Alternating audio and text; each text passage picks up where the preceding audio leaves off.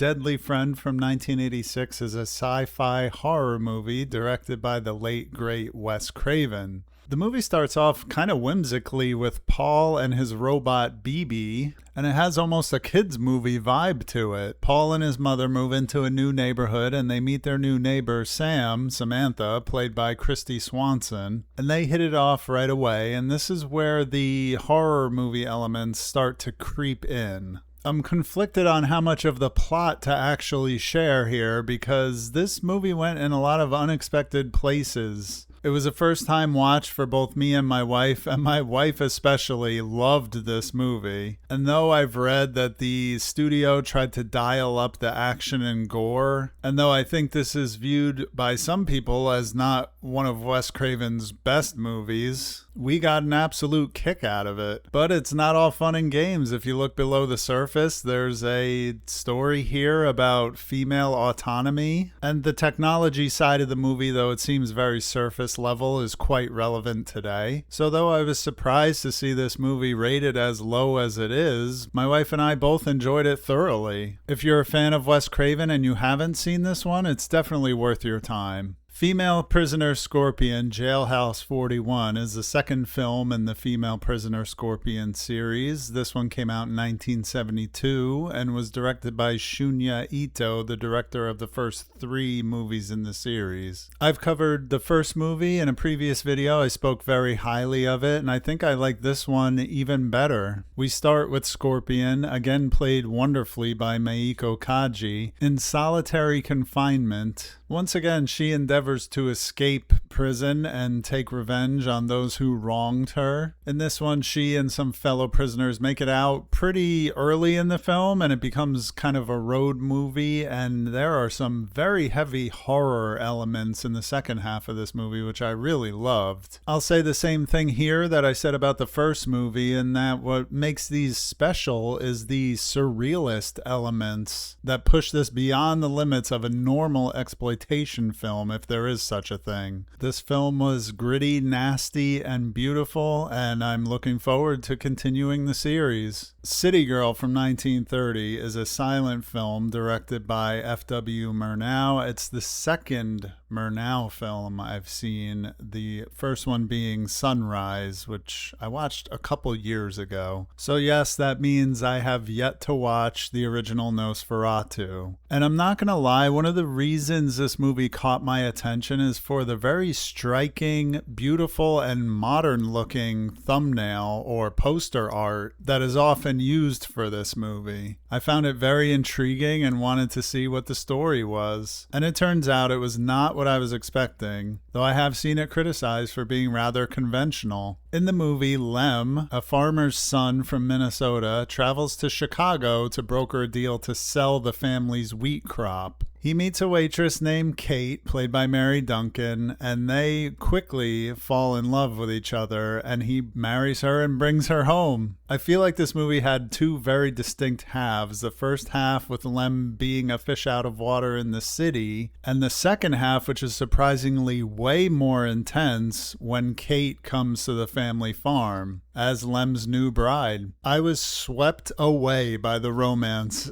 in the first half of this movie in a way that I don't think I ever have before. I fell in love with these characters and was really rooting for the both of them. And when he finally brings her home to the family farm, there's a shot of them running through the wheat field together that is just so breathtaking. It actually made me a little emotional. But this is where the real conflict of the movie starts, because Lem's family does not take well to him marrying a waitress from the city, or at least that is to say, his father doesn't. And like I said, the second half of the story is way more intense than I thought it was going to be. And all in all, I thought this was just an excellent movie. I gave it 5 stars, and I'm looking forward to watching it again soon. There's a very high quality rip of it here on YouTube. It has a great great soundtrack and no advertisements, so there's nothing holding you back from checking it out. I often talk about good films to start with if you've never seen a silent film, and I think this would be a good one because it feels very modern in its structure. It's only about an hour and a half long, and a lot of the beats and elements of the story will be familiar to modern audiences who like romantic dramas or even romantic comedies, though I wouldn't consider this a comedy. And that'll do it for this episode. Thank you for watching to the end, and if you like these short movie reviews that I do, I have a whole playlist of them on my channel. Thanks again for watching, and I'll see you on the next one.